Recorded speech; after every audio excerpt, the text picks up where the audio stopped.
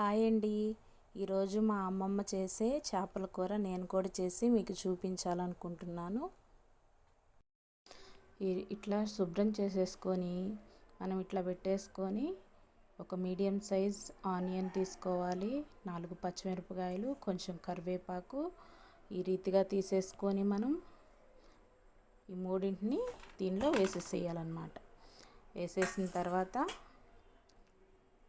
కొంచెం పసుపు వేసేసేయాలి. ఒక 3 టేబుల్ స్పూన్స్ కారం వేసుకోవాలి.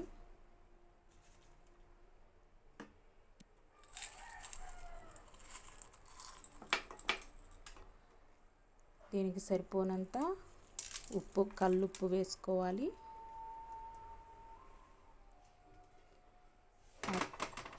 ఆ తర్వాత ఇలా చింతపండు పులుసుని తీసుకొని దీనిలో ఈ రీతిగా వేసేసేయాలండి. ఇట్లా వేసేసిన తర్వాత కొంచెం ఆయిల్ వేసేసేయాలి. ఆయిల్ వేసి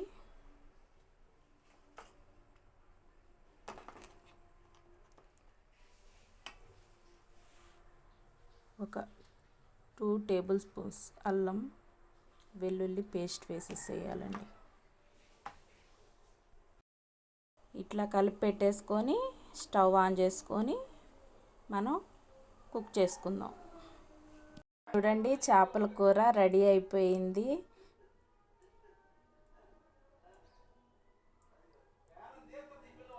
ఈ చేపల కూర ఆరిన తర్వాత తింటే ఇంకా టేస్ట్గా ఉంటుందండి. ప్లీజ్ లైక్ చేయండి, సబ్స్క్రైబ్ చేసుకోండి. Thank you. హాయ్ అండి. ఈరోజు మా అమ్మమ్మ చేసే చేపల కూర నేను కూడా చేసి మీకు చూపించాలనుకుంటున్నాను. ఇట్లా శుభ్రం చేసేసుకొని మనం ఇట్లా పెట్టేసుకొని ఒక మీడియం సైజ్ ఆనియన్ తీసుకోవాలి, 4 పచ్చిమిరపకాయలు, కొంచెం కరివేపాకు ఈ రీతిగా తీసేసుకొని మనం ఈ మూడింటిని దీనిలో వేసేసేయాలన్నమాట. వేసేసిన తర్వాత కొంచెం పసుపు వేసేసేయాలి. ఒక 3 టేబుల్ స్పూన్స్ కారం వేసుకోవాలి.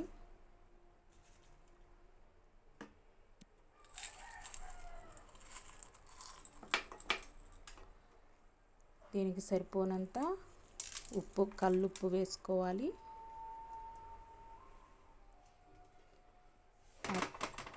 ఆ తర్వాత ఇలా చింతపండు పులుసుని తీసుకొని దీనిలో ఈ రీతిగా వేసేసేయాలండి. ఇట్లా వేసేసిన తర్వాత కొంచెం ఆయిల్ వేసేసేయాలి.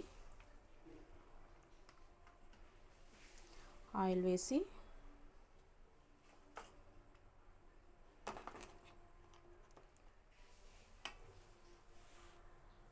ఒక 2 టేబుల్ స్పూన్స్ అల్లం వెల్లుల్లి పేస్ట్ వేసేసేయాలండి. ఇట్లా కలిపి పెట్టేసుకొని స్టవ్ ఆన్ చేసుకొని మనం కుక్ చేసుకుందాం. చూడండి, చేపల కూర రెడీ అయిపోయింది.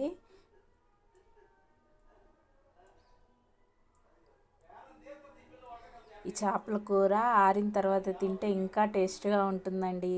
ప్లీజ్ లైక్ చేయండి, సబ్స్క్రైబ్ చేసుకోండి. Thank you.